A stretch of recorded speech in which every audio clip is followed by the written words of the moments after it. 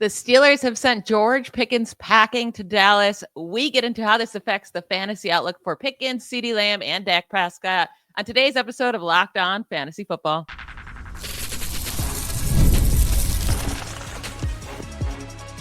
You are Locked On Fantasy, your daily NFL fantasy podcast. Part of the Locked On Podcast Network, your team every day. Welcome into the Locked On Fantasy Football Podcast. I'm one of your co-hosts, Michelle Magdziuk, and when I'm not doing this, I'm a researcher and fantasy analyst with NFL Network. And I'm your other co-host, Vinnie Iyer. When I'm not doing this, I'm writing about NFL, fantasy, and betting for sportingnews.com.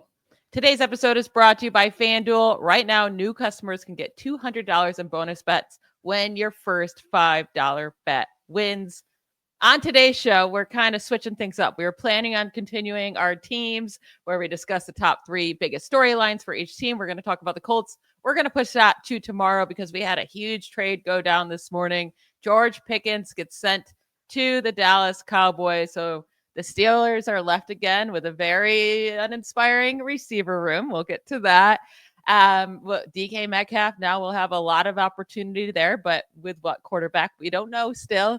And then George Pickens kind of changes roles completely by switching from the Steelers to the Cowboys, because with the Steelers, he was the clear-cut wide receiver 1 last year. And now he will be the clear-cut wide receiver 2 because CeeDee Lamb is clearly going to still be the top receiver there. Now, last year with the Steelers, it was not a great fantasy year for him, despite the opportunity to take over that main role. Just the wide receiver 42 in fantasy last season. But really he only had 106 targets. It's not like he got a ton of targets, even though there were not other great targets with the Steelers.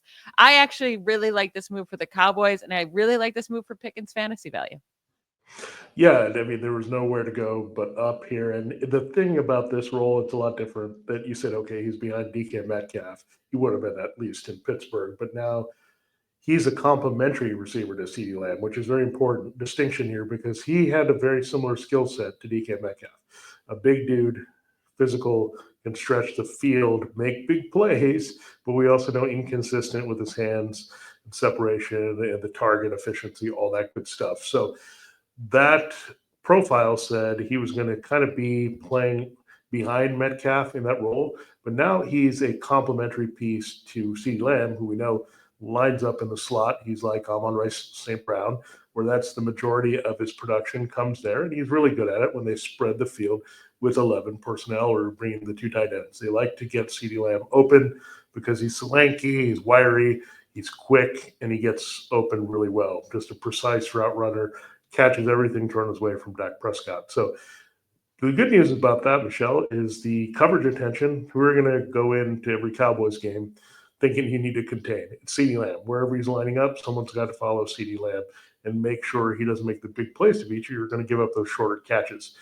That's going to open up the coverage on the other side to George Pickens. And now, really, the only thing that can stop George Pickens is himself at this rate, because everything is set up. Well, I guess Brian Schottenheimer could if they don't target him enough. But you look at some of the stuff that's going to happen here. I think the important distinction to make is he's not going to steal the key Lamb targets because they're different targets. He's going to steal what we had with Brandon Cooks and Jalen Tolbert and all those other dudes that he would trot out there trying to make some big plays on the other side. They want to be a big play offense with Brian Schottenheimer. He's a coach, but also calling the plays. They want to get the ball downfield. Remember, we had the let Russ cook thing develop. That was good in some degree for, strangely, Metcalf, right, in Seattle. So now Pickens is essentially playing that Metcalf role from Seattle, and CeeDee Lamb is like a big-time version of Tyler Lockett is basically what you're looking at here. So that's kind of an interesting parallel to draw. So when you look at that, I mean, yeah, he's got some upside. Right now, he's already shot up, I think it's right on the verge of when this trade happened, to wide receiver 36. So that puts him back in starting conversation. Like, I think, yeah, he's a solid wide receiver 3 in this situation. We're not sure how many downfield targets he's going to get. And as Michelle said, maybe part of the target share is also being careful and calculated with his targets, because if you get him in a tough spot, you're not going to be very efficient in pushing the ball downfield. So I think it takes away from those other wide receivers more so and cleans up that spot that we had on the outside as the number 2. maybe steals some from the tight ends as well. But I think CeeDee Lamb is going to be okay. We'll talk about his value in a moment. But when we look at George Pickens, I think, again, everything is set up for him to succeed in this offense, including, I think, an element you cannot forget. He finally has a stable quarterback. It's been a quarterback carousel in Pittsburgh. Dak Prescott has been the guy since Tony Romo went down. So there's no worry about an established quarterback who has a big arm and is going to push the ball downfield to him. So all these things are all positive environment situation here for Pickens. This has to come through and execute now. That's the only thing left to deliver on his fantasy potential.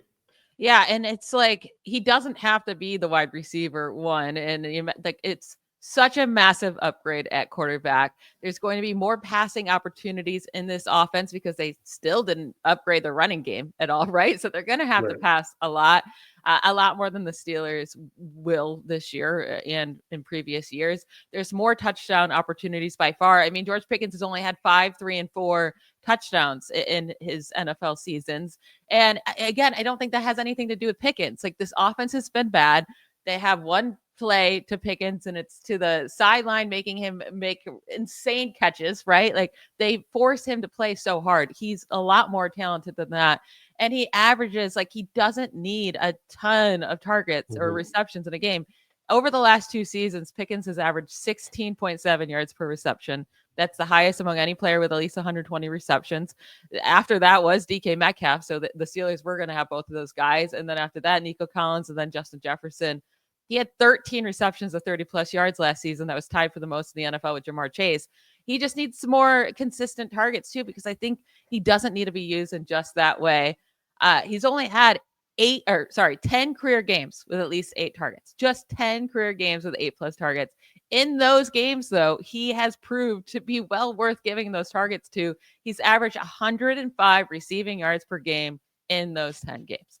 Like, I think all of these targets should be funneled to CeeDee Lamb and George Pickens. And I think this upgrades him greatly. I know you already said he's gone up to wide receiver 36, but he's still after Calvin Ridley, Jordan Addison, Chris Olave, like guys like that. And Zay Flowers, like, I would much rather, I think, take a chance on a George Pickens than those guys. Yeah, he just oozes talent. You just see it in his ability.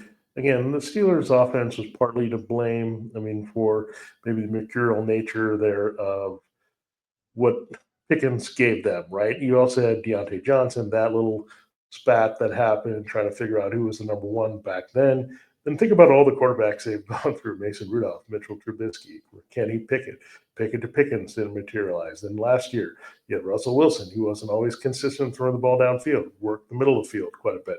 And then you had Justin Fields, who just wanted to take off and run for the most part. And actually, Fields had a few moments with Pickens when they had the opportunities, but they just weren't there, as Michelle said. So, look, what you're looking for is a 5 for 100 type game from him every out. That's what you're looking at. 5 for 100 is probably going to be what you look at as a very nice game for him. Now, of course, you're going to look for more with the big plays. Big plays dependency, you could say, is going to limit maybe the touchdowns a little bit, but you're going to get more efficiency with less targets and less catches. So maybe you're talking about volume, half-point PPR, full PPR has a little diminished value there, but in the standard leagues, he's very appealing because he's an instant big play touchdown guy that could happen. Now, a lot more with an offense that should score a lot more in Dallas and the Cowboys. Yeah, and we're going to talk about, does this affect CeeDee Lamb at all? Because he's right now going as the wide receiver 3 in drafts behind Jamar Chase and Justin Jefferson.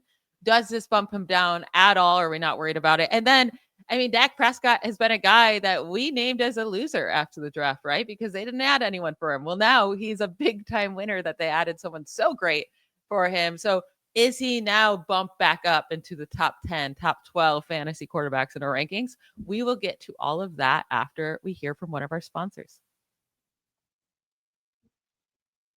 Say goodbye to sticky notes, scribbled plans on the fridge, and overlapping calendar invites. The Skylight Calendar is here to bring clarity to the chaos and help families stay organized without the stress. This sleek digital display syncs with your existing calendars, Google, Apple, Outlook, and more, making it simple to track appointments, practices, dinners, and reminders all in one easy-to-see place. The Skylight Calendar will keep you and your family organized and eliminate that I didn't know excuse from your family's routine. No more missed plans because they're buried in a digital calendar or not written down at all. With Skylight Calendar, you can see your whole week clearly on a 15-inch HD screen. Right now, Skylight is offering our listeners $30 off for their 15-inch calendars by going to skylightcal.com/NFL. Go to skylightcal.com/NFL for $30 off your 15-inch calendar. That is skylightcal.com/NFL. Let's start with CeeDee Lamb because, as I said, he is going as a wide receiver 3 off the board behind Ja'Marr Chase and Justin Jefferson. Now, last year it was a down year for him, but it was a down year for the Cowboys offense, and Dak Prescott missed a huge chunk of the year. He's playing with Cooper Rush, but he's still the wide receiver 8 last year, and that was his down year, right? Wide receiver 10 on average. We know in 2023, he was a monster, putting up over 1,700 yards and 12 touchdowns, finished as the wide receiver 2 in 2023 behind only Tyreek Hill. And that's why he's going so early in drafts. Now with George Pickens there, though, like we said, we're not too worried about his targets getting taken away, but he has dominated targets. And he's had the highest percentage of team receiving yards in the NFL over the last 3 seasons. So this could impact his fantasy points a little bit. Or do you think it could help him because now defenses can't just only focus in on him? Yeah, I mean, he's already pretty high in the rankings. There's not much higher to go from wide receiver 3. So already there's a chance that he's going to disappoint, right? It's just natural. I mean, with Ja'Marr Chase and Justin Jefferson, they very well could produce exactly where they are. It's 1-2. CeeDee Lamb, there's a little bit of competition we know developing. We've talked about Malik Neighbors, Brian Thomas Jr., Amon-Ra St. Brown.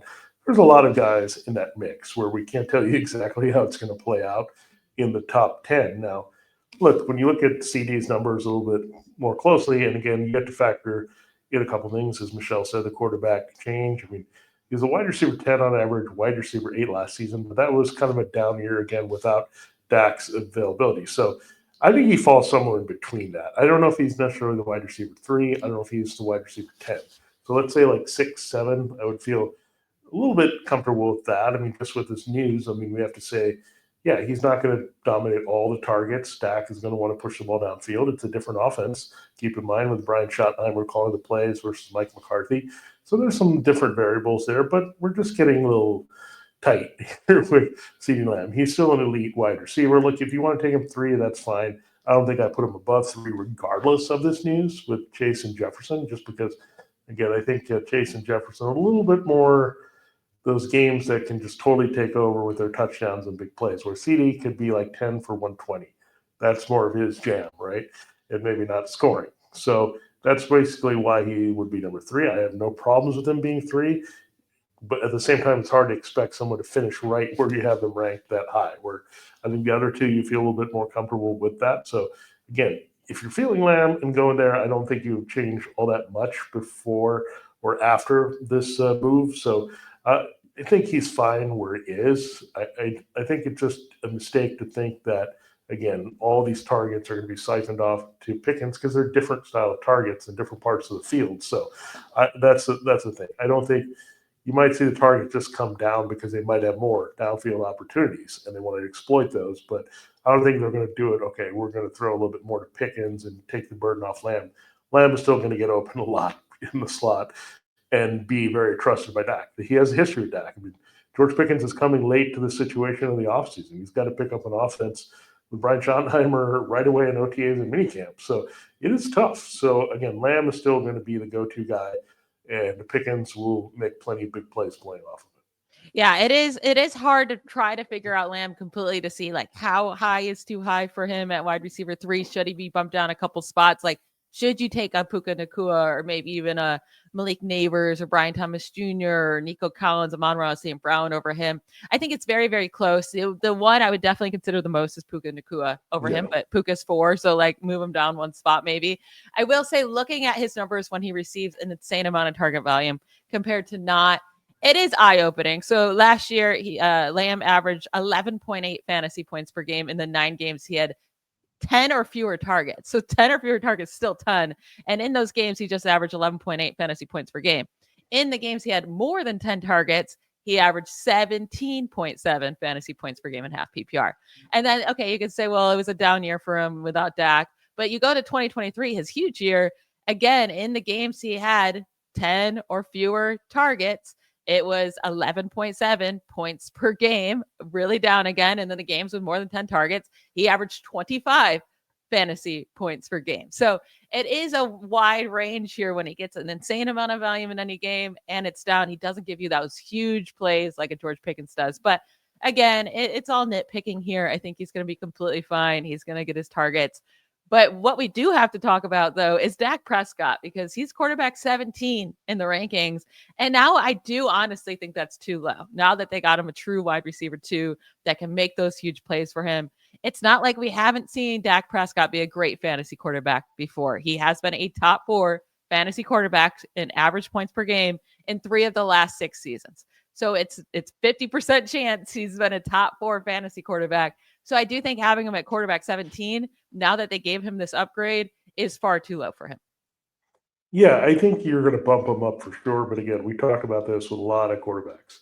It's a glut now with a lot of those people that you're looking at. I mean, Bo Nix, we'll see if he can finish back up there, but we know Caleb Williams is getting a lot of buzz. Jordan Love, we've talked a lot about these quarterbacks, Drake May as well. So there's just like very much a crowd when you get from like 8 to like 15, almost like it could be anybody there could finish. The person you take 8th could finish 15th. The person you take 15th could finish 8th. It's just a wide open range of outcomes there for those quarterbacks. But this definitely makes you a lot more interested in Dak Prescott. It might break a tie with, say, Kyler Murray, who is going to give you the running cheat code, but he does not give you much else if he doesn't run as much as he needs to, and his weapons are not as good overall. I mean, he does have 2 good weapons, but he doesn't seem to use them or utilize them as well as Dak Prescott throwing downfield. So then you might, okay, Jordan Love, what do we think about him versus Jordan Love? Love's numbers were tied to more of his rushing and his scoring there that really bumped him up, but now he's going to transition here with Matthew Golden maybe being a rookie go-to guy, and a lot of reliability at wide receiver. But now you have a good 1-2 punch for Dak. And it's not just 2, right? You have CeeDee Lamb and Pickens, who's going to help stretch the field, make big plays. But that, in turn, is going to open up some routes for what Lamb can do. It's going to open up for the tight ends. I think they plan to use the backs a little bit more in the passing game this year with what they've done there. So, again, I think there's a trickle-down value there for having a threat like Pickens to all the other receivers that they already had. So, again, 17 is too low. I'm not sure if I want to commit all the way inside the top 12. Like, I don't think one receiver can jump you up 5 spots or 6 spots. I mean, that's a lot to ask for because they were not nobodies there. There were still guys making plays. They were just more by committee. Now you just have one guy to do that. So I'd say 14, 15, I'm okay bumping up a few spots. Maybe 13, maybe he's a good guy again to have beyond somebody volatile if you're not totally trusting May, but you like the upside. Maybe put those 2 guys together, play the matchups, all that kind of stuff. The other thing you do have to think about, Michelle, I will say, beyond the average scoring, just keep in mind, he's hurt a lot just straight up, right? So you can't just sit on it and say, okay, we're going to have him and he can score, because then he breaks down and you're stuck. So make sure you have a good top quarterback here. And then Dak, take him not long after that quarterback, where you hedge your bets a little bit, have a couple, you can play the matchups with 2 rather good quarterbacks. So it's kind of like a streaming, but like a long-term strategy where you look at it. So Dak is certainly a lot more appealing in that conversation right now. Again, 17 is going to end up being too low, but again, said to be wary. Putting up too high, like a QB 10, 11, that could be a little bit too aggressive to go to those 6 spots with all that scoring based on the crowd and the other people that can produce at a high level with QB1. Yeah, I mean, I'm just looking at some of these costs for some of these quarterbacks. Bo Nix sitting at quarterback 8, Kyler Murray at 9, Jared Goff at 10, Brock Purdy at 12. Like, definitely I would rather have Dak Prescott than Jordan Love, but Jordan Love's at 15, so he's going late too. But I would much rather go with Dak Prescott a few runs later than taking Bo Nix that high up, or for sure. Because I think they're going to have very similar output with Dak Prescott, likely a much higher ceiling. So yeah, I think this pushes him up quite a bit. I feel much more confident in him now, and we've seen, like I said, we've seen him be great for fantasy before multiple times. So I'm excited to see what this means for him and this Cowboys offense. Now we have to discuss what in the world the Steelers are doing. I mean, who knows what they're doing? It looks like they're trying to just completely tank, but they have Mike Tomlin, so we know that's not going to happen.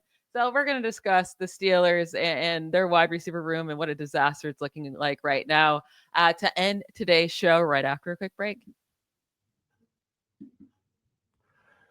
All right, this episode, as Michelle told you at the top, is brought to you by FanDuel Sportsbook. The NBA playoffs are in full swing. We're all into the conference semifinals, and a bad break for the Golden State Warriors with Steph Curry going down there in their series against the Timberwolves. But there's a lot of exciting action here. What a thrilling end. I hope you guys were watching some of that Pacers-Cavaliers game. You got Tyrese Halliburton make that big shot and shocking Pacers 2-0 lead going back to Indianapolis. So this is the kind of stuff that you're missing out on if you're not on FanDuel, getting into the major momentum shifts, can't miss moments. With a game-winning shot or breakout player, there's never been a better time to get in on the action. FanDuel makes it easy to stay in the playoff games before tip-off and live with player props, performance trends, and same-game parlays. Fans have more ways than ever to play smart and win big. So really fun. I mean, you got to get it. I mean, you want that excitement too. Halliburton, the guy to feel really good. You can join that as well. And you could follow those trends and see what you want to do. We'll see if the Pacers can follow through on that. You can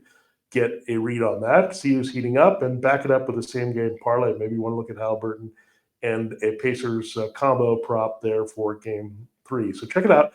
You could get a $200 in bonus bets as well. That's so great to hear. So if you're new to FanDuel, it's the perfect time to sign up. Head to FanDuel.com, place your first $5 bet. If it wins, you would get $200 in bonus bets. Make every moment more at FanDuel, official sports betting partner of the NBA.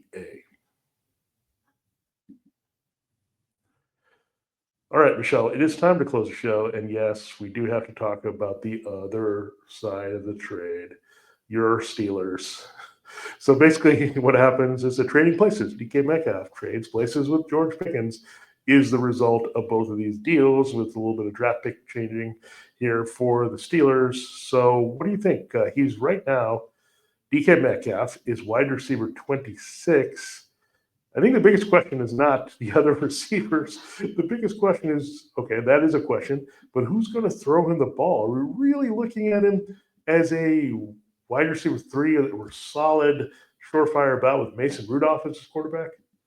No. And is it Mason Rudolph? Is it Aaron Rodgers? Is it Will right Howard? And it was like, okay, maybe whatever quarterback it is, they're going to end up being okay because they have these 2 elite outside wide receivers, right, that are just dominant. Well, now they took that away and they only have DK Metcalf. So now DK Metcalf is going to get all of the defensive attention, right? Because the other guys, Robert Woods is lined up to be a starter right now for the Steelers.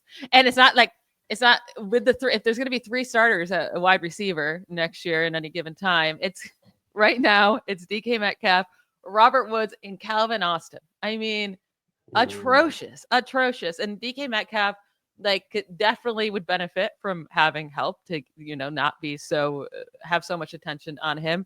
But then also, even being the wide receiver 1 now without the competition for George Pickens, like I said, Pickens only had 103 targets last year, and he was the clear-cut top receiver there. He did miss 3 games, so you can add a bit to that.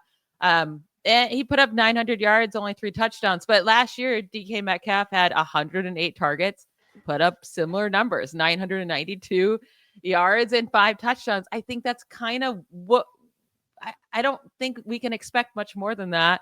Maybe if Aaron Rodgers signs here, we can expect more than that. Metcalf was killing it the first 7 weeks of the season. He already put up 568 receiving yards from weeks 1 through 7. And again, I said he finished with 992 yards. He really fell apart after hurting his knee. He was 3rd in the NFL from weeks 1 through 7 in receiving yards, behind only Jamar Chase and Chris Godwin. So I still think he has something in him. It's just this whole offense is such a disaster right now. You can't feel too great about what his ceiling is. Yeah, I mean, I'm trying to figure out exactly the Steelers' plan here, at least offensively. Defensively, always know their plan. It's been the same for a long time, no matter who the head coach is. That's what they want to be. That's their identity. That's how they want to win games, with defense, with some complementary offense. But it's really kind of jumped the shark from when we had Ben Roethlisberger going for the Steelers. Like, this is kind of getting ridiculous. Like, they went for the 3-headed monster with Pickett and Trubisky and Rudolph. Then they went to completely different style of quarterbacking with Justin Fields running and Russell Wilson as a veteran, big arm, and now they go back to Mason Rudolph with Skylar Thompson and the rookie Will Howard in the room. So you can't feel totally comfortable about any of these guys. At least Rudolph is competent to where he might target one guy a lot and get Metcalf involved, but that doesn't really tell us that we're going to have much other values here. I mean, Robert Woods signing is just totally desperate. It's kind of funny. Like, I wonder if Pickens were gone, they looked at Deontay Johnson a little bit more. If that had happened when he was already gone, maybe they could have looked at him, but instead they settled for Robert Woods. So if you want them to go get Amari Cooper or Keenan Allen, that's not going to happen because those guys were out there and they chose Robert Woods when they needed help. So I don't know. I mean, you can't look at really Calvin Austin because then you have Roman Wilson. They have Ben Skowronek is still hanging around on this roster. Scotty Miller is on the depth chart as well. So I don't know. I think what could happen here, I'm just foreseeing something. And look, Rodgers, of all the people that he's worked with, Metcalf is the most. So we need to make this happen. Like Rodgers and Metcalf, that now we're cooking with gas, and we'll see that number go up for Metcalf. But this situation in itself is bad. I think one guy you look out is for Pat Freiermuth again. No, He's back in the okay. He's at tight end 17, so he was tight end 17 around with 7. So I don't think that's a great option.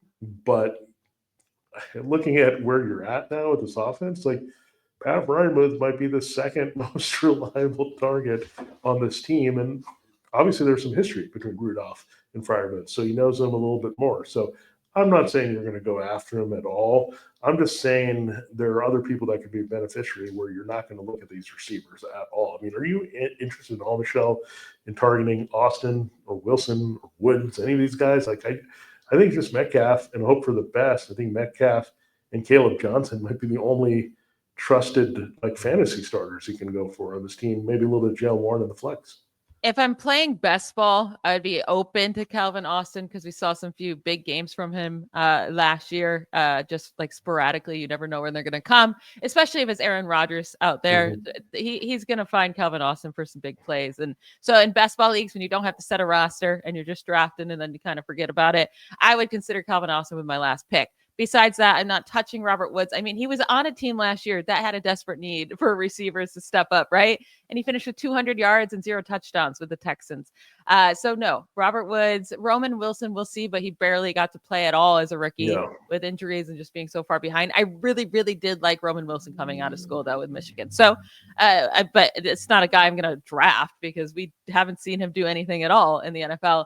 And then to your Pat Freiermuth, you got to get over him. You got to get over him for fantasy. He's a fine NFL tight end. I like him as an NFL tight end. I like him for the Steelers, but this dude has never averaged more than 7 fantasy points per game in any of his 4 careers. Last year, he was in the same exact situation with a desperate need for targets, right? He had the second most targets on the team. He averaged 38 receiving yards per game. And that was with Russell Wilson and Justin Fields are better than any quarterback on this roster right now by far. And even if it's Aaron Rodgers, I just no to Pat Freiermuth. Yeah, he's a podcast favorite of mine and one that bothers Michelle quite a bit here. But he was on my championship roster, I will say, in the league that we play in. So, he was in a platoon with K-Dot and Taysom Hill. So that was kind of what I did in a tight end league. But yeah, look, I like it. I like it when they yell move and all that. But look, in all seriousness, like if he is the second leading target on this team, then we're in a lot of trouble.